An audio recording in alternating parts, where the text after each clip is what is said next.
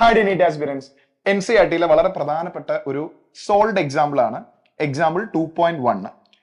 ഈ ക്വസ്റ്റ്യൻ ചെയ്യുന്നത് എന്തുകൊണ്ടാന്ന് വെച്ച് കഴിഞ്ഞാൽ ഈ ക്വസ്റ്റ്യൻ ഇതേ കോൺസെപ്റ്റ് പലതവണ ആവർത്തിച്ച് നീറ്റ് എക്സാമിന് ചോദിച്ചിട്ടുണ്ട്. ഒരു എക്സാമ്പിൾ ക്വസ്റ്റ്യൻ നമ്മൾ ഇന്ന് ചെയ്യും. നോക്കട്ടെ, അതിന്റെ കോൺസെപ്റ്റ് പല കുട്ടികൾക്കും കൺഫ്യൂസ്ഡ് ആവുന്ന ഒരു ഏരിയ ആണ്. അപ്പോൾ അതിന്റെ കോൺസെപ്റ്റ് വളരെ ഡീറ്റെയിൽ ആയിട്ട് എക്സ്പ്ലെയിൻ ചെയ്ത് നമുക്ക് ഒരു എക്സാമ്പിൾ ക്വസ്റ്റ്യൻ കൂടെ ചെയ്ത് മുമ്പോട്ട് പോകാം. നോക്കൂ, A 900 picofarad capacitor is charged by 100 volt battery. How much electrostatic energy is stored by the capacitor? ആ ചോദ്യത്തിൽ പ്രത്യേകിച്ച് പ്രസക്തി ഒന്നുമില്ല. നമുക്ക് കപ്പാസിറ്റൻസ് തന്നിട്ടുണ്ട്, അത് ചാർജ് ചെയ്യുന്ന പൊട്ടൻഷ്യൽ ഡിഫറൻസും തന്നിട്ടുണ്ട്. എങ്കിൽ എത്ര ഇലക്ട്രോസ്റ്റാറ്റിക് എനർജി സ്റ്റോർ ചെയ്യുന്ന ചോദിച്ചാൽ ഹാഫ് സീരീസ് സ്കോർ ചെയ്താൽ മതി. പക്ഷേ അതിന്റെ സെക്കൻഡ് പാർട്ടാണ് ഇൻട്രസ്റ്റിംഗ് ആയിട്ടുള്ളത്. The capacitor is disconnected from the battery and connected to another 900 picofarad capacitor. What is the electrostatic energy stored by the system? So first question, electrostatic energy stored in the capacitor ആണ്, that is half CV square, half into capacitance is 900 picofarad, 900 into 10 raised to minus 12 into voltage 100 square is 10 raised to 4. രണ്ട് സീറോയും 10 raised to 4 കൂടെ ചേർത്ത് 10 raised to 6 cancel ആവും. അപ്പം -12 10 raised to 6 cancel ചെയ്താൽ -6 വരും. അപ്പം half 9 cut ചെയ്താൽ 4.5 into 10 raised to -6. അപ്പം നമുക്ക് -6 ആയതുകൊണ്ട് മൈക്രോ ജൂൾ എഴുതാം. So this is the electrostatic energy stored in the capacitor. ഇനിയാണ് ഈ ക്വസ്റ്റ്യന്റെ കോൺസെപ്റ്റ്, റിയൽ കോൺസെപ്റ്റ് വരുന്നത്. നോക്കൂ, ആദ്യം ഒരു കപ്പാസിറ്റർ, അതിലെ കപ്പാസിറ്റൻസ് C1, അത് സ്റ്റോർ അതിൽ ചാർജ് സ്റ്റോർ ചെയ്യുന്ന പൊട്ടൻഷ്യൽ ഡിഫറൻസ് V1 ആണെന്ന് വിചാരിച്ചു. അപ്പൊ ഇതിൽ സ്റ്റോർ ചെയ്ത് വെച്ച charge Q1 is equal to CV. അപ്പൊ Q1 is equal to C1 V1. മറ്റൊരു കപ്പാസിറ്റർ ഉണ്ട് ഇതുപോലെ V2 പൊട്ടൻഷ്യൽ ഡിഫറൻസിൽ C2 കപ്പാസിറ്റൻസുള്ള കപ്പാസിറ്റർ, മറ്റൊരു കപ്പാസിറ്റർ ചാർജ് സ്റ്റോർ ചെയ്യുന്നുണ്ട്. അതിൽ സ്റ്റോർ ചെയ്യുന്ന charge Q2 is equal to C2 V2. അപ്പോൾ ഇതിൽ ആദ്യത്തെ കപ്പാസിറ്ററിൽ സ്റ്റോർ ചെയ്ത് വെച്ച ചാർജ് C1 V1, രണ്ടാമത്തെ കപ്പാസിറ്ററിൽ സ്റ്റോർ ചെയ്ത് വെച്ച ചാർജ് C2 V2. ഇനി എന്ത് ചെയ്ത് വെച്ച് കഴിഞ്ഞാൽ ഈ ബാറ്ററി ഒഴിവാക്കിയിട്ട് ഈ രണ്ട് പൊട്ടൻഷ്യൽ ഡിഫറൻസ് ഒഴിവാക്കിയിട്ട് ഈ കപ്പാസിറ്റർ എടുത്തിട്ട് ഇവിടെ കണക്ട് ചെയ്യുക. അപ്പോൾ മുകളിലൊരു കപ്പാസിറ്ററായി അതിലുള്ള ചാർജ് C1 V1, താഴെ ഒരു കപ്പാസിറ്ററായി C2 V2. അപ്പോൾ രണ്ട് കപ്പാസിറ്റർ പാരലായിട്ട് കണക്ട് ചെയ്ത പോലെ. അപ്പോൾ ഇവിടുന്ന് ചാർജ് ഫ്ലോ നടക്കും from higher potential to lower potential until potential becomes same. അതായത് വലിയ പൊട്ടൻഷ്യൽ ഉള്ള കപ്പാസിറ്ററിന് ചെറിയ പൊട്ടൻഷ്യൽ കപ്പാസിറ്ററിലേക്ക് ചാർജ് ഫ്ലോ ചെയ്യും, ഹയർ പൊട്ടൻഷ്യൽ ലോവർ പൊട്ടൻഷ്യലിലേക്ക് ചാർജ് ഫ്ലോ ചെയ്യും. ഫ്ലോ ചെയ്ത് രണ്ടിന്റെയും ചാർജ് സെയിം, രണ്ടിന്റെയും പൊട്ടൻഷ്യൽ സെയിം ആവും.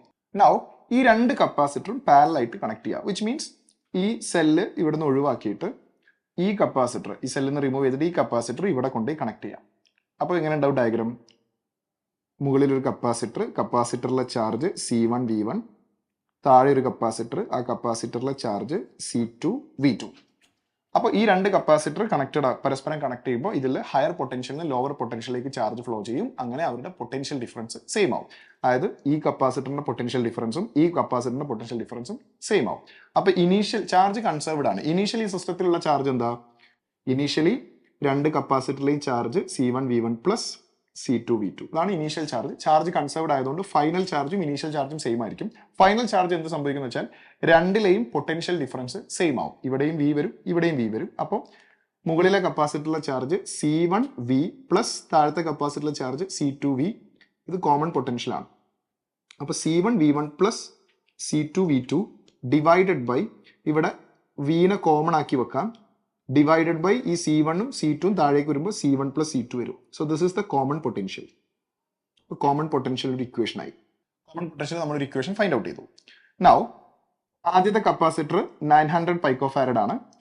ഇലക്ട്രോസ്റ്റാറ്റിക് ബി കോസ്റ്റിലേക്ക് വരുമ്പോൾ the capacitor is disconnected from the battery and connected to another 900 picofarad capacitor. അപ്പൊ രണ്ടാമത് കണക്ട് ചെയ്ത കപ്പാസിറ്റർ അൺചാർജ്ഡ് ആണ്. അപ്പൊ അൺചാർജ്ഡ് കപ്പാസിറ്റർ കണക്ട് ചെയ്യുമ്പോഴുള്ള common voltage is equal to C1 V1 plus C2. Uncharged ആകുമ്പോൾ രണ്ടാമത്തെ കപ്പാസിറ്ററിന് പൊട്ടൻഷ്യൽ ഡിഫറൻസ് ഇല്ല. രണ്ടാമത്തെ കപ്പാസിറ്റർ സെല്ലുമായിട്ട് കണക്ട് ചെയ്തില്ല, അൺചാർജ്ഡ് ആയിരുന്നു. C2 into 0 divided by C1 plus C2. അപ്പോൾ common voltage is equal to, ഇത് 0 ആയി പോയാൽ C into V divided by C1 plus C2. രണ്ടും സെയിം ആണ്, രണ്ടും 900 picofarad ആണ്. അപ്പോൾ C പ്ലസ് C 2C വരും. C ക്യാൻസൽ ചെയ്താൽ common voltage let us say V dash is equal to V by 2 എന്ന് വരും. ഇപ്പോൾ 2 കപ്പാസിറ്റർ ഉണ്ട് സർക്യൂട്ടിൽ നമുക്കറിയാം. ആ 2 കപ്പാസിറ്ററിലും സ്റ്റോർ ചെയ്ത് വെച്ച total energy of the system, total energy U is equal to 2 times of half C V square, half C V square. രണ്ടിന്റെയും കപ്പാസിറ്റൻസ് സെയിം ആണ്, രണ്ടിന്റെയും വോൾട്ടേജും സെയിം ആണ്. സോ നമുക്ക് കോമൺ വോൾട്ടേജ് കിട്ടി V/2.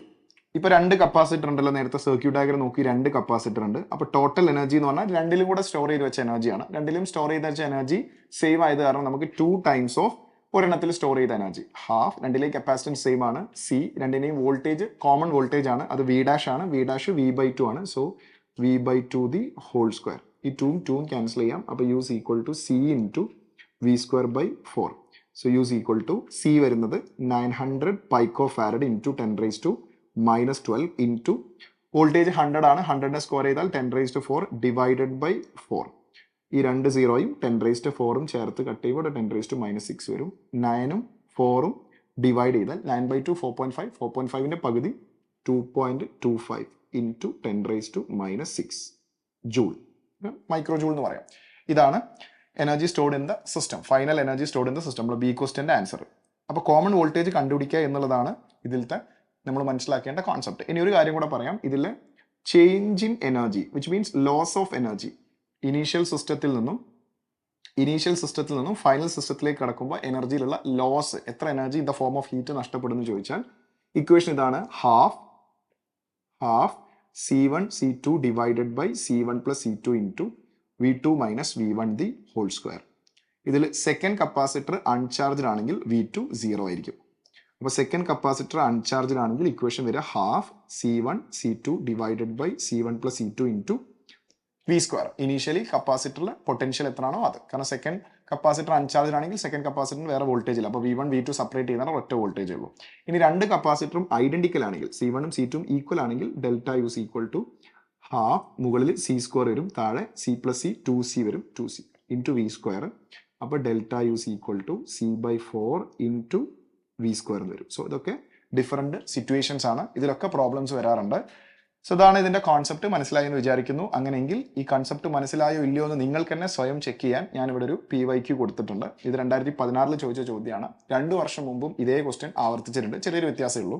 ക്വസ്റ്റ്യൻ റീഡ് ചെയ്യുക, എന്നിട്ട് കൃത്യമായിട്ട് ചെയ്തിട്ട് അതിന്റെ ആൻസർ കമന്റ് ബോക്സിൽ കമന്റ് ചെയ്യുക. ഫസ്റ്റ് കമന്റ് ചെയ്യുന്ന ആളാരാ നമുക്ക് നോക്കാം. So thank you so much. Bye and all the best.